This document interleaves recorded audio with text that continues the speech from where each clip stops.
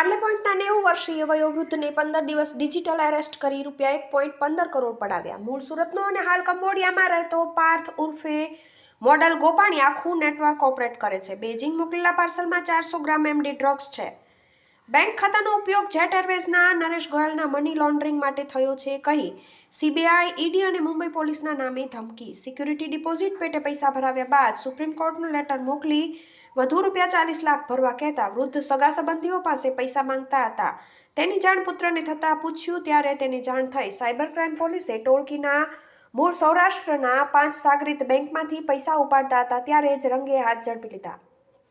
મૂળ સુરતનો અને હાલ કંબોડિયામાં રહેતો પાર્થ ઉર્ફે મોડલ ગોપાણી આખું નેટવર્ક ઓપરેટ કરે છે। બેઇજિંગ મોકલેલા પાર્સલમાં 400 ગ્રામ MD ડ્રગ્સ છે। બેંક ખાતાનો ઉપયોગ જેટ એરવેઝના નરેશ ગોયલના મની લોન્ડરિંગ માટે થયો છે કહી સીબીઆઈ, ઈડી અને મુંબઈ પોલીસના નામે ધમકી। સિક્યુરિટી ડિપોઝિટ પેટે પૈસા ભરાવ્યા બાદ સુપ્રીમ કોર્ટનો લેટર મોકલી વધુ ₹40 લાખ ભરવા કહેતા વૃદ્ધ સગા સંબંધીઓ પાસે પૈસા માંગતા હતા। તેની જાણ પુત્રને થતાં પૂછ્યું ત્યારે તેને જાણ થઈ। સાયબર ક્રાઇમ પોલીસે ટોળકીના મૂળ સૌરાષ્ટ્રના 5 સાગરીત બેંકમાંથી પૈસા ઉપાડતા હતા ત્યારે જ રંગે હાથ ઝડપી લીધા। સુરત દેશભરમાં વધેલા ડિજિટલ એરેસ્ટ કરી પૈસા પાડવાના બનાવમાં સુરતમાં ચોંકાવનારો બનાવ પ્રકાશમાં આવ્યો છે। સુરતના પાર્લે પોઈન્ટના 90 વર્ષીય વયોવૃદ્ધને કુરિયર કંપનીના કર્મચારી તરીકે ફોન કરી બેઇજિંગ મોકલેલા પાર્સલમાં 400 ગ્રામ MD ડ્રગ્સ છે અને તમારા બેંક એકાઉન્ટનો ઉપયોગ જેટ એરવેઝના નરેશ ગોયલના મની લોન્ડરિંગ માટે થયો છે કહી સીબીઆઈ, ઈડી અને મુંબઈ પોલીસના નામે ધમકી આપી 15 દિવસ સુધી ડિજિટલ એરેસ્ટ કરી સાયબર માફિયાઓએ કાર્યવાહીથી બચવા સિક્યુરિટી ડિપોઝિટ પેટે ₹1.15 કરોડ પડાવ્યા હતા। ત્યારબાદ સુપ્રીમ કોર્ટનો લેટર મોકલી વધુ ₹40 લાખ ભરવા કહેતા વૃદ્ધ સગા સંબંધીઓ પાસે પૈસા માંગતા હતા। તેની જાણ પુત્રને થતાં પૂછ્યું ત્યારે તેને જાણ થતાં સાયબર ક્રાઇમ પોલીસમાં ફરિયાદ નોંધાવી હતી। સાયબર ક્રાઇમ પોલીસે આ ટોળકીના મૂળ સૌરાષ્ટ્રના 5 સાગરીત બેંકમાંથી પૈસા ઉપાડતા હતા ત્યારે જ રંગે હાથ ઝડપી પાડી મૂળ સુરતના અને હાલ કંબોડિયામાં રહી આખું નેટવર્ક ઓપરેટ કરતા યુવાનને વોન્ટેડ જાહેર કરી વધુ કાર્યવાહી હાથ ધરી છે। સાયબર ક્રાઇમ પોલીસ મથકના સૂત્રો દ્વારા પ્રાપ્ત થતી વિગતો મુજબ સુરતના પાર્લે પોઈન્ટ વિસ્તારમાં રહેતા અને એન્જિનિયરિંગ પ્રોડક્ટ્સનો વેપાર કરતા 59 વર્ષીય મયુરભાઈ નામ બદલ્યું છે ના 90 વર્ષીય પિતા મોહનભાઈ નામ બદલ્યું છે હાલ નિવૃત્ત જીવન ગાળે છે। ગત 12 ઓક્ટોબરની રાત્રે 10:30 વાગે તેમના પિતા મોહનભાઈના મોબાઈલ ફોન ઉપર એક વ્યક્તિએ ફોન કરી પોતાની ઓળખ DHL કુરિયરમાંથી રાહુલ કુમાર તરીકે આપી હતી અને કહ્યું કે તમે 6 ઓક્ટોબરના રોજ મુંબઈથી બેઇજિંગ મોકલેલું પાર્સલ ડિલિવર થયું નથી અને તેમાં લેપટોપ, 5 પાસપોર્ટ, 3.5 કિલો કપડાં, બેંક ડોક્યુમેન્ટ્સ અને 400 MD ડ્રગ્સ છે। મોહનભાઈએ પોતે આવું કોઈ પાર્સલ મોકલ્યું નથી તેમ કહેતા રાહુલ કુમારે તમને મુંબઈ પોલીસના રાજેશ પ્રધાન જોડે વાત કરાવું છું કઈ વાત કરાવતા તે વ્યક્તિએ ડ્રગ્સ ક્યાંથી લાવ્યા તે અંગે મોહનભાઈની કડકાઈપૂર્વક પૂછપરછ કરી હતી। મોહનભાઈએ હું સિનિયર સિટીઝન છું અને રાત્રે 2 વાગ્યા છે તેથી હેરાન નહીં કરો કહેતા તે વ્યક્તિએ તમે આ બાબતે કોઈ સાથે વાત કરશો તો તમને અને તમારા પૂરા પરિવારને જેલમાં જવું પડશે અને તમને ગોળીથી મારી દઈશ તેવી ધમકી આપી હતી। તેમ છતાં મોહનભાઈ ફોન બંધ કરીને સૂઈ ગયા હતા પણ બીજા દિવસે સવારે 6 વાગે તેમના મોબાઈલ ફોન ઉપર કોઈકે વિડીયો કોલ કરી ઈડીના અધિકારી રાહુલ નવીન તમારી સાથે વાત કરવા માંગે છે કહી સીબીઆઈ ડાયરેક્ટર પ્રકાશ અગ્રવાલ સાથે વાત કરાવી હતી। પ્રકાશ અગ્રવાલે આ સિરિયસ કેસ છે અને તમે સિનિયર સિટીઝન છો એટલે તમારે આ મેટરમાંથી નીકળવું હોય તો હું જેમ કહું તેમ તમારે કરવું પડશે।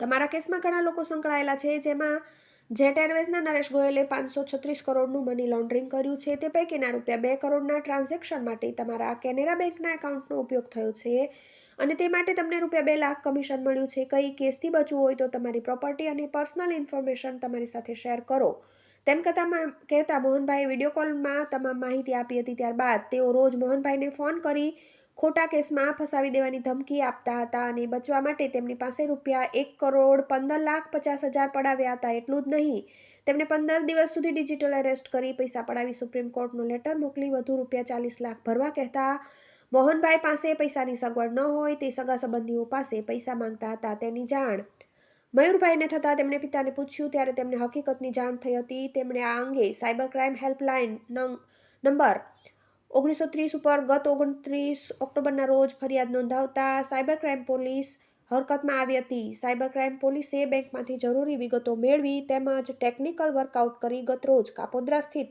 HDFC બેંકની બ્રાન્ચમાં ડિજિટલ એરેસ્ટ કરી પડાવેલા પૈસામાંથી કેટલીક રકમ ઉપાડવા આવેલા હાલ સુરતમાં રહેતા મૂળ સૌરાષ્ટ્રના 5ને ઝડપી પાડી તેમની પાસેથી રોકડા ₹9.50 lakh, 9 mobile, 28 sim card 46 debit card, 23 chequebook, 1 car, 3 જુદી જુદી કંપનીના 4 રબર સ્ટેમ્પ, એક્સિસ બેંકના અકાઉન્ટ ખોલવાના 10 ફોર્મ વગેરે મળી કુલ રૂપિયા 15,37,500નો મુદ્દામાલ કબજે કર્યો. રૂપિયા 15,37,500નો મુદ્દામાલ કબજે કર્યો હતો. સાયબર ક્રાઇમે પોલીસે તમામની પૂછપરછ કરતા જાણવા મળ્યું હતું કે તેઓ મૂળ સુરતના વતની અને હાલ કંબોડિયામાં રહેતા પાર્થ ઉર્ફે મોડલ સંજયભાઈ ગોપાણીના નેટવર્કમાં કામ કરે છે. પાર્થ લોન કન્સલ્ટન્ટ નરેશકુમાર સુરાણીને સૂચના આપતો અને તે અન્યોને બેંક એકાઉન્ટ ખોલવાનું, પૈસા ઉપાડવાનું જેવા કામ સોંપતો હતો. સાયબર ક્રાઇમ પોલીસે પાર્થ ગોપાણીને વોન્ટેડ જાહેર કરી મોહનભાઈને વિડીયો કોલ કરી ડિજિટલ એરેસ્ટ કરનારનો સ્કેચ તૈયાર કરી તેમજ અલગ અલગ બેંક એકાઉન્ટમાં રૂપિયા 16,61,802 ફ્રીઝ કરાવી વધુ તપાસ હાથ ધરી છે. વેપારી રમેશકુમાર ચનાભાઈ કાતરિયા ઉંમર વર્ષ 34 રહેવાસી ઘર નંબર 38 શિવ વાટિકા રેસિડેન્સી શંકર મંદિર પાસે માકડા તાલુકો કામરેજ જિલ્લો સુરત મૂળ રહે સણોસરી તાલુકો ગીરગઢડા જિલ્લો ગીર સોમનાથ મજૂરી કામ કરતા ઉમેશ કરશનભાઈ જિંજાળા ઉંમર વર્ષ 37 રહેવાસી ઘર નંબર 170 શિવ સમ્રાથળ સોસાયટી અર્ચના સ્કૂલની બાજુમાં માકડ ગામ વલથાળ કામરેજ જિલ્લો સુરત મૂળ રહેવાસી નાની ખેરાળી તાલુકો રાજુલા જિલ્લો અમરેલી. લોન કન્સલ્ટન્ટ નરેશકુમાર હિંમતભાઈ સુરાણી ઉંમર વર્ષ 33 રહેવાસી ઘર number 33 Gitanjali row house Valak Patiya ચોકડી પાસે સુરત મૂળ રહે ક્રાકચ તાલુકો લીલિયા જિલ્લો અમરેલી. વેપારી રાજેશભાઈ અરજણભાઈ દિહોરા ઉંમર વર્ષ 50 રહેવાસી ઘર નંબર 38 મણિનગર સોસાયટી નારાયણનગર પાસે કતારગામ સુરત મૂળ રહેવાસી પીપરિયા તાલુકો બરવાળા જિલ્લો બોટાદ. મજૂરી કામ કરતા ગૌરાંગ હરસુખભાઈ રાખોલિયા ઉંમર વર્ષ 31 રહેવાસી ઘર નંબર C402 સુકનવેલી રેસિડેન્સી શિવ પેલેસની બાજુમાં કઠોદરા કામરેજ જિલ્લો સુરત મૂળ રહેવાસી મોણપરી તાલુકો વિસાવદર જિલ્લો જુનાગઢ વોન્ટેડ. પાર્થ ઉર્ફે મોડલ સંજય ગોપાણી હાલ રહે કંબોડિયા 90 વર્ષીય વૃદ્ધ હાલ હોસ્પિટલમાં સારવાર હેઠળ છે. 15 દિવસ સુધી ડિજિટલ એરેસ્ટને લીધે સાયકેટ્રિસ્ટની સારવાર કરાવવી પડી. સુરત 15 દિવસ સુધી ડિજિટલ એરેસ્ટને લીધે 90 વર્ષીય વૃદ્ધ મોહનભાઈને સાયકેટ્રિસ્ટની સારવાર કરાવવી પડી હતી. યુરિનની તકલીફને લીધે તેમની તબિયત સારી રહેતી ન હોય હાલ પણ તે ડુમ્મસ રોડની એક હોસ્પિટલમાં સારવાર હેઠળ છે. આથી તેમના પુત્રએ સાયબર ક્રાઇમ પોલીસ મથકમાં ફરિયાદ કરી છે. આ કેસમાં અરવિંદ કેજરીવાલ નરેન્દ્ર મોદી પણ સંકળાયેલા હોઈ શકે. આથી તમારે કોઈની સાથે ચર્ચા નહીં કરી વાત ગુપ્ત રાખવી પડશે. સુરત 90 વર્ષીય વૃદ્ધને ડિજિટલ એરેસ્ટ કરી રૂપિયા 1.15 કરોડ પડાવનાર ટોળકીએ જેટ એરવેઝના નરેશ ગોયલના મની લોન્ડરિંગમાં તમારા એકાઉન્ટનો ઉપયોગ થયો છે તેમ કહી વધુમાં જણાવ્યું હતું કે આ કેસમાં અરવિંદ કેજરીવાલ સાંસદો કે ધારાસભ્યો પણ સંકળાયેલા હોઈ શકે. આથી તમારે કોઈની સાથે ચર્ચા નહીં કરી વાત ગુપ્ત રાખવી પડશે. પાર્થ અગાઉ દુબઈમાં રહી નેટવર્ક ઓપરેટ કરતો હતો પણ થોડા સમય અગાઉ તે કંબોડિયા શિફ્ટ થયો છે. તેના સુરતના સાગરીત નરેશકુમાર વિરુદ્ધ મહારાષ્ટ્રમાં પણ ગુનો નોંધાયો છે. તેમની પાસેના બેંક એકાઉન્ટ ઉપર સાયબર ફ્રોડની 28 ફરિયાદ થઈ છે. સુરત 90 વર્ષના વૃદ્ધને ડિજિટલ એરેસ્ટ કરી રૂપિયા 1.15 કરોડ પડાવવાના પ્રકરણમાં જે બેંક એકાઉન્ટનો ઉપયોગ કરવામાં આવ્યો છે તેનું નેટવર્ક કંબોડિયાથી સંભાળતો મૂળ સુરતનો પાર્થ ગોપાણી અગાઉ દુબઈમાં રહીને કામ કરતો હતો પણ થોડા સમયથી તે કંબોડિયા શિફ્ટ થયો છે. તે સુરતમાં જેને તમામ સૂચના આપી કામ કરાવતો હતો તે લોન કન્સલ્ટન્ટ નરેશકુમાર વિરુદ્ધ મહારાષ્ટ્રમાં પણ ગુનો નોંધાયો છે. તેમની પાસેના બેંક એકાઉન્ટ ઉપર સાયબર ફ્રોડની 28 ફરિયાદ national cyber crime reporting portal ઉપર થઈ છે. TV18 news Surat.